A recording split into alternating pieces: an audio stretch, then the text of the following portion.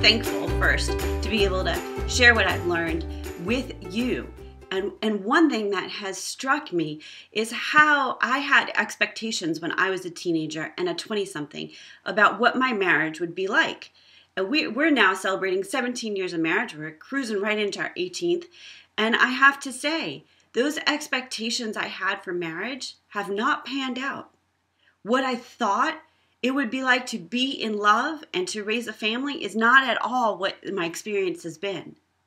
I'm not saying it's been bad. It's been great. I wouldn't trade it for anything.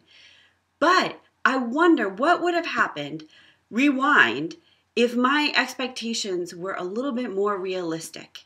I want to be able to share with you a way to approach your future relationships with a realistic understanding. And there's a particular verse in the Bible that makes me think about this all the time. So in Romans 12, which is one of my favorite passages of Scripture, in Romans 12:18, God communicates this to us. If it is possible, as far as it depends on you, live at peace with everyone. So when you look at that verse, if it is possible, that means it is going to be hard to do what? To live at peace with everyone. And that peace depends upon us and how we engage in a relationship with somebody else. Whether that be our parents or our roommates or our coworkers or our spouse. And so I had a situation over this past weekend where my life kind of collided. Funeral, bridal shower, 8.5-year-old birthday party. My daughter broke her ankle at the party. 2 baby showers. Was a double baby shower to go to on Sunday. It was kind of a crazy weekend. And unfortunately, I let that pressure build up inside of me, and in turn, kind of took it out on my husband. But see, I have this expectation that I walked into my marriage with, that if I'm married to you, you're going to help me solve my problems. If I'm married to you, you're going to make me feel better when I'm upset. If I'm married to you, you are going to pour out upon me the love of God and wash me in the Word and give me everything that I need to make me happy. Well, that's a false expectation to have. Our spouse is not meant to make us happy. That's not why God put him on this earth or her on this earth. God has designed our relationships to glorify Him. And that's not by replacing Him.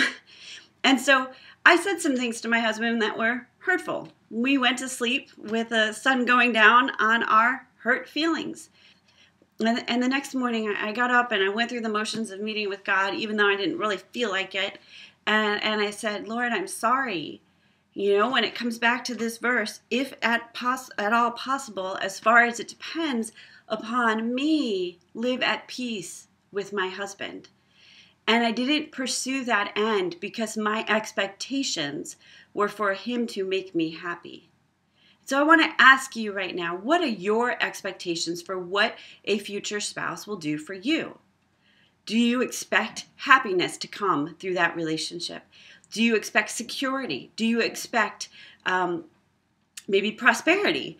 Do you expect success? What are your expectations about your future relationship with your spouse? And how are those expectations not consistent with what the Scriptures say is true? And so if you back up in this favorite passage of mine, Romans 12, Verse 1 says, "Therefore I urge you, brothers and sisters, in view of God's mercy, to offer your bodies as a living sacrifice, holy and pleasing to God.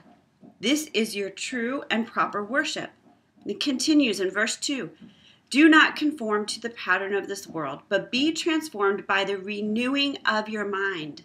Then you will be able to test and approve what God's will is, His good, pleasing, and perfect will."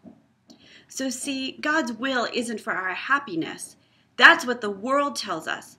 We are not to be conformed to what the world says a relationship will give to us. Instead, we are to come to God, look at His Word, say, what does your Word say about how you want me to be in a relationship with my spouse, with the people that you have put in my life? And how do I need to ditch my expectations in exchange for your truth? And so I hope this encourages you on a number of levels. One, that you know that marriages aren't perfect, but you can persevere, that they require an effort on your part in order to be peaceful, that the Word will teach you what to expect and how to change your expectations so you can receive the gifts that God has given us. My name is Elisa Pulliam. I'm the founder of More to Be, a ministry to moms of teens and teen girls and mentors. And I'm also a life coach at elisapulliam.com. I look forward to connecting with you at both of those places where you can find biblically based resources to help you prepare yourself for the relationships in your life.